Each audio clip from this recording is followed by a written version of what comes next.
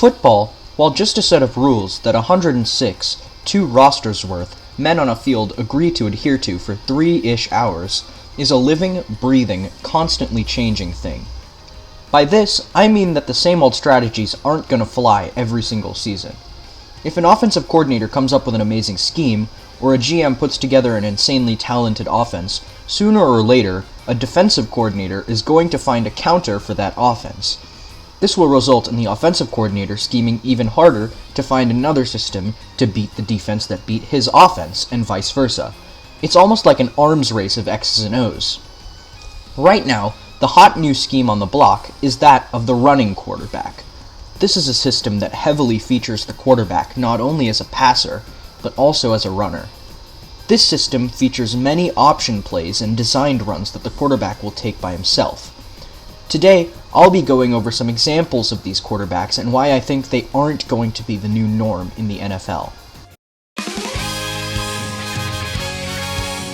Before we start, we need to define what a running quarterback is, because I know I'll see that one person in the comments who's like, oh, Mahomes and Russell Wilson run the ball all the time and they're super successful. This is because they are not running quarterbacks, they are mobile quarterbacks. There is a difference.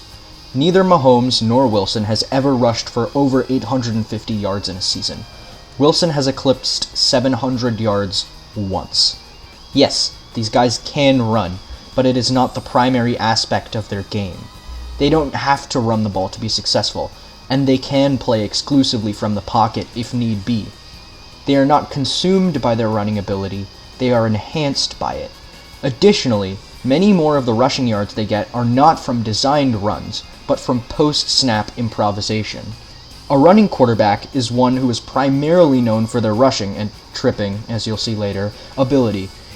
If you pull up this quarterback's highlight reel, a good percentage of the plays shown will be runs. Now that we've got that cleared up, let's break down 2 examples of these running quarterbacks and the flaws in their play style. Lamar Jackson is probably the most famous example of a pure runner in the NFL. In 2019, he took the league by storm after a promising 2018 campaign. With his blend of elusiveness, agility, and speed, coupled with a great offensive scheme drawn up by coordinator Greg Roman, he lit up the league both with his legs and his arm, throwing for 36 touchdowns to only 6 interceptions for a crazy 6-to-1 TD-INT ratio. He added on 1,206 rushing yards, the most ever in a single season by a quarterback. He led the Ravens to a 14-2 record, the number 1 seed, and a first-round bye. Heading into the 2019 divisional round, the Ravens were Super Bowl favorites, but then the Titans rolled into M&T Bank Stadium and introduced the Ravens to a man named Derrick Henry. Lamar didn't have an abysmal day at the office by any means. He made some great plays, but too many of them were made once the game was out of reach. The real reason for this loss was actually more due to the Titans' offense than only the scoreboard might suggest. The Titans jumped out to a 14-zip lead. This meant that the Ravens needed to generate points quickly to get back in the game. Lamar was forced to throw 60 times, the most attempts he had in any game that season, regular or post. Forcing Lamar to throw that much meant that the Titans were able to take advantage of his subpar passing ability and draw mistakes out of him. But wait, I can hear you saying, what do you mean by subpar passing ability? The guy had 36 TD passes in the regular season. Well, of those 36 touchdown passes, 24 of them were inside the red zone. Only 1/3 of his touchdown passes were longer than 20 yards. This means that Lamar wasn't constantly dropping dimes on the defense, just making simple and short throws. Incidentally, the games where he had the second and fourth most attempts, 43 and 34 respectively, were the Ravens' 2 losses of the regular season. As for the game with the third most attempts, it was against the Falcons, and they were deficient on defense in 2019. So when Lamar is forced to throw that many times, it's only natural to expect him to make mistakes, as he wasn't used to it. He couldn't just run the ball, because A, the Titans were clogging up the run early, and B, the Ravens needed to generate points really fast. Lamar's less than good deep ball accuracy resulted in some poor throws and 2 really bad interceptions. Lamar saw a dip to all stats in 2020. While he did still rush for over 1,000 yards, he didn't pass nearly as well.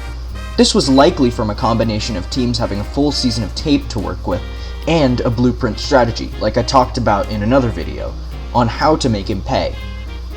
However, funnily enough, he showed he has the potential to rebound with some play change in 2021 against the Titans in the playoffs.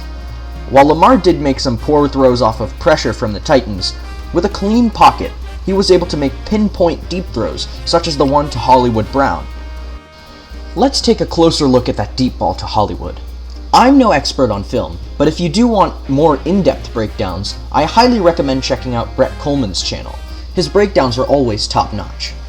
The very basic thing I can see in this play is that the Titans are stacking the box. Normally this means two things, either that they are anticipating a short-range pass or they're wary of a run. Taking into account that the man under center is arguably the most famous rushing quarterback of all time, I'm going to guess that it's the latter, and the Titans are keeping an eye out for a quarterback run. Having so many people up front means that there isn't much backup over the top in the secondary. Lamar's then able to take advantage of the lax deep coverage and send Hollywood on a deep route, which leaves him one-on-one with Dory Jackson. Then we take it to Lamar's touchdown run and see that the Titans are only rushing 4 and putting many more men in the secondary. They were likely spooked from the accurate deep ball from Lamar, and given that this play is on a 3rd and 9, they wanted to guard further back in anticipation of a mid to deep range pass. Lamar, seeing the open space, slips through the first level, and once he gets into open space, the defense is so spread out that Lamar never has more than a one-on-one with the defender, and by that point it's already game over.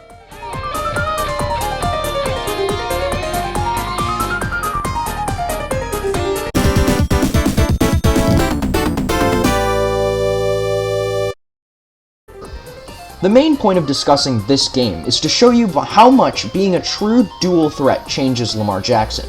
The change between the two playoff games was immense, as now he isn't as one-dimensional. If he's at his best, he's able to truly keep defenses guessing, as they never know whether they should worry about a 75-yard juke and spin riddled touchdown run, or whether those same 75 yards will be covered through the air. He isn't an elite passer yet by any means, as the Bills game just 1 week later illustrated quite clearly. But I feel that if Lamar can patch up his accuracy and make those deep throws more consistently, he can become a really scary player, well, scarier than he already is. It also shows the ever-present importance of good passing mechanics, because you need them to succeed as a true multi-dimensional threat.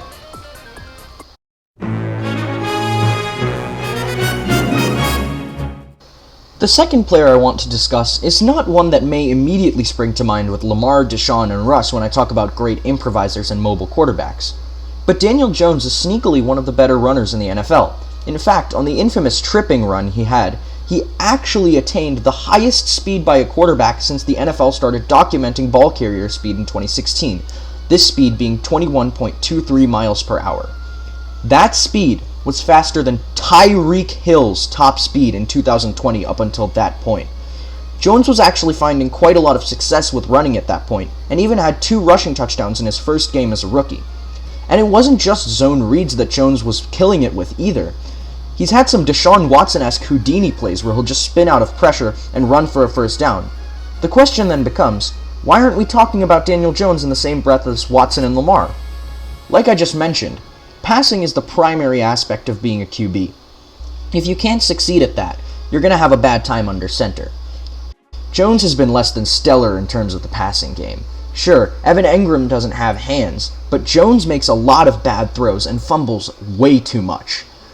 This was highlighted especially when he was injured and couldn't run during the game against the Cardinals in Week 14.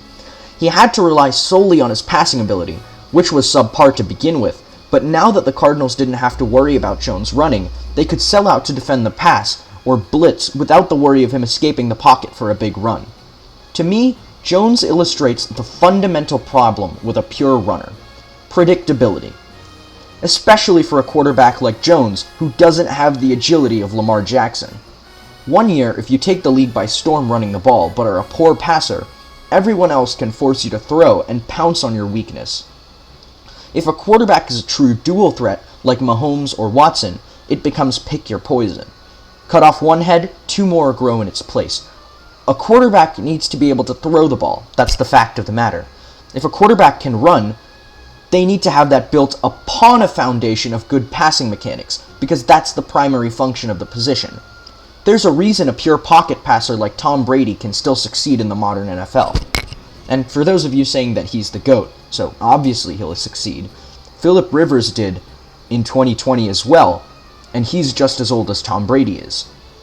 Rushing ability from a quarterback is not a necessity, it's a commodity. Now, being able to run is becoming more normal, but the best of the bunch are still touted for their elite passing skills. To conclude, rushing quarterbacks are not the future. In order to be successful at the NFL, you can't just be elusive. You need to have good fundamentals. Johnny Manziel proved that much. While I do believe that we are leaving the era of pure pocket passers, I don't think that we're going to enter an era where NFL football becomes college football. Defenses are simply too complex at the NFL level to abandon passing altogether. The NFL is constantly changing in terms of popular schemes, but I don't think it's going to stray from being a pass-happy league anytime in the near future. Thanks for watching this video. If you enjoyed it, please leave a like. If you want to see more content like this, why not subscribe? And if you know a friend who might enjoy this video, send it to them. Once again, thanks for watching.